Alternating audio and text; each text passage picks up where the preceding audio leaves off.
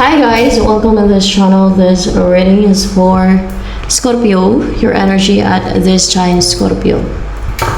Zodiac sign. I need a new heart. I don't care who you are. Yeah.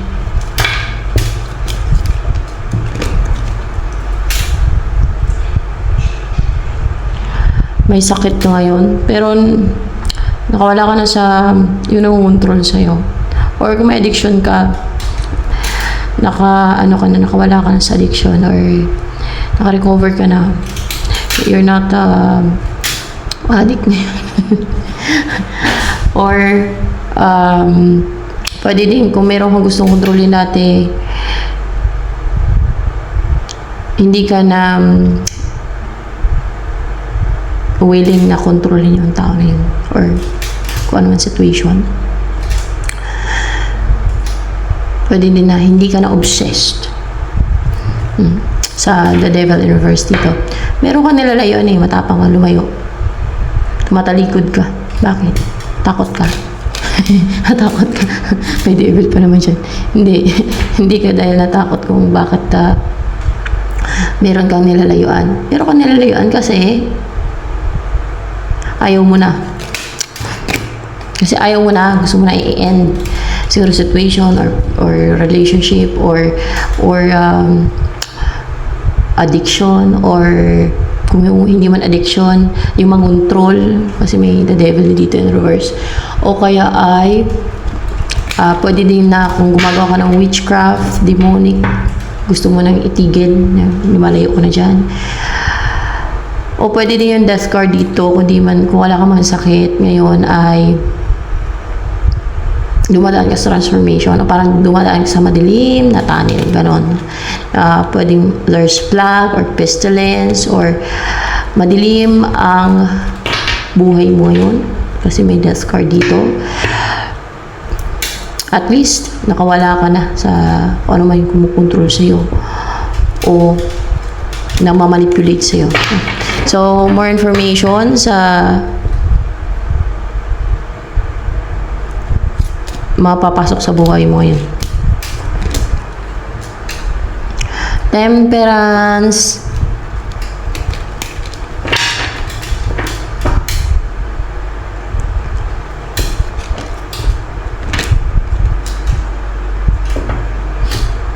What's with the temperance here sa mapapasok sa buhay mo?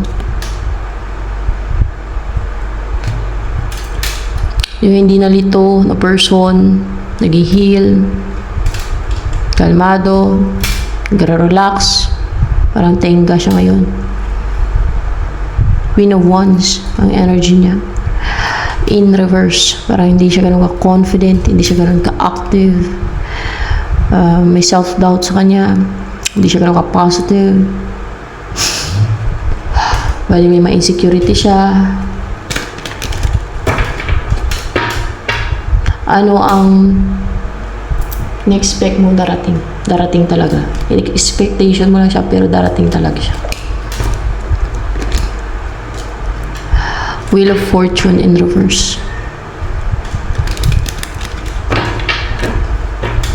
No clarification with this Wheel of Fortune in reverse.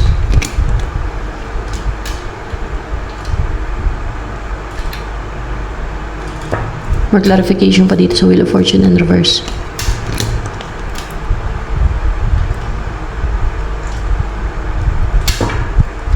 So, this is a person na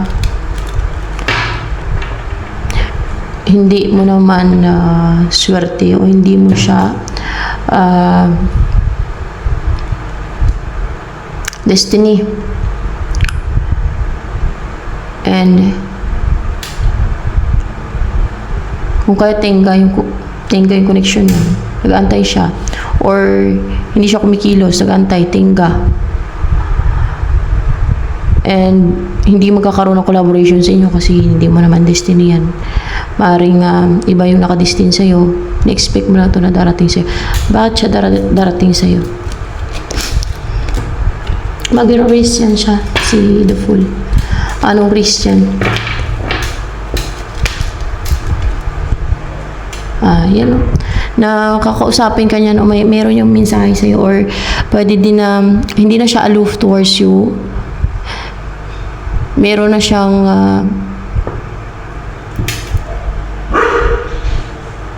gagawin na move towards you, which is pag-risk. Anong klase ng risk yung gagawin pati? Hindi na siya mananahimik, hindi na siya mag-introspect o maging aloof. Para hindi makapag-take ng action. Para hindi na makagawa ng move. Para hindi ka na makagawa ng yung makapangkarga ng baggage. Para hindi ka na makapangkarga ng baggage. Baggage, yeah. Para hindi ka na makapangkarga ng baggage, Scorpio.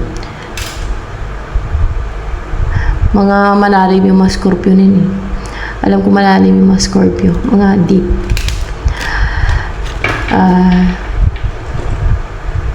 Yung tahimik lang pero yung pala kay may matinding galit. Yung gano'n ba? Gano'n yung Scorpio daw eh. Pinabasa ko gano'n. Hindi ka na makapangkarga ng baggage. Yan. Kasi in reverse yung Ten of Wands nito. At yun ang gagawin yung pag-raise. Yan darating sa'yo. At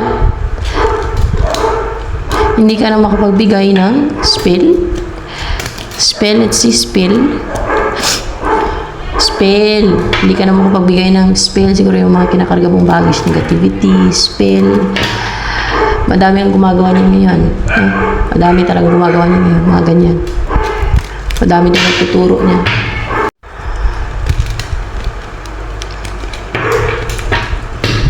Ano ang feelings mo dito? Kasi in-expect mo na mag-send ng message, in-expect mong darating yan. Ano ba yan? Crush mo ba yan? O baka karelasyon mo? Hindi. Nakarelasyon mo ba yan? Itong darating sa'yo? Hindi. Hindi mo siya nakarelasyon. Ano yun?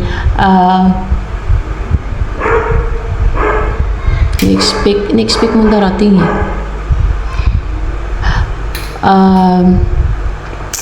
Tinuturing mong kaaway?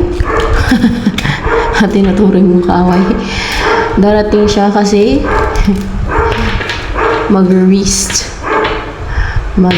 na para hindi ka na makapang-atake, hindi ka na makapang-karga, hindi ka na makapagbigay ng mga spell, hindi ka na makapang-send ng spell.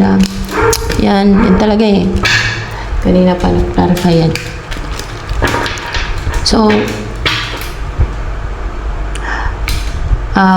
ito naman, yung darating sa'yo na si Temperance na yan. Ano yan? Ano intention niya sa'yo? Paantayin ka. Padilihin. Yung union ninyo ng person mo na hiwalay kayo. Padilihin ang what? Union talaga. Padilihin ang union ninyo ng person na there's possibility na ma-unite kayo ng tao na yan. When it comes sa person, karelasyon mong love life, sino ang darating sa Scorpio? Itong hiwalay kayong dalawa, you're in separation right now. Lovers mo yan, lover mo yan, pero hiwalay kayong dalawa. Yan ang darating na magte-take na action. Maging active yan siya na mag-offer sa'yo. May offer yan at maging consistent siya sa offer niya sa'yo. So, pag-communicate o kung ano man ang gagawin niya, no? Na active siya. At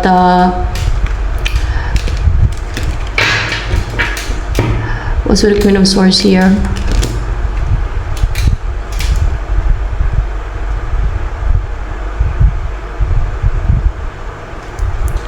Ano pa?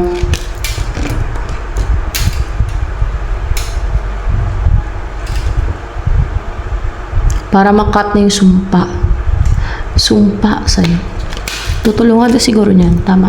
Para makat na yung sumpa, ma-break na. Ma-break na yung sumpa sa'yo. Tutulungan ka niya ng person na hiniwalay ka. Ma-break na yung sumpa sa'yo na yan ang natakas sa isip mo eh. Yan ang mga spiritual attack. Yung sumpa yan eh, na para maka-experience ng anxiety, mga ganyan ba. Mga yung mag-overthink ka, ganyan. Parang wala na yung spiritual na ginawa sa'yo mula ng visa. So, wala na yung deceit. Di ba may damon din kanina? Wala na yung deceit na ginawa mo siya sumpa. No? Spiritual. Through spiritual. Hindi lang yung bunganga na sinumpa kita, ganito yun. Hindi ganun yun. Spiritual yan. Yung mga sumpa na yan. Yung mga ginagawa na talaga ng mga orasyon ritual yan. So, ayan. Tutulungan ka daw ng tao na bakit mahal ka ba nun? Person yan. Hiwalay kayo. Mahal ka niya. Yeah. So,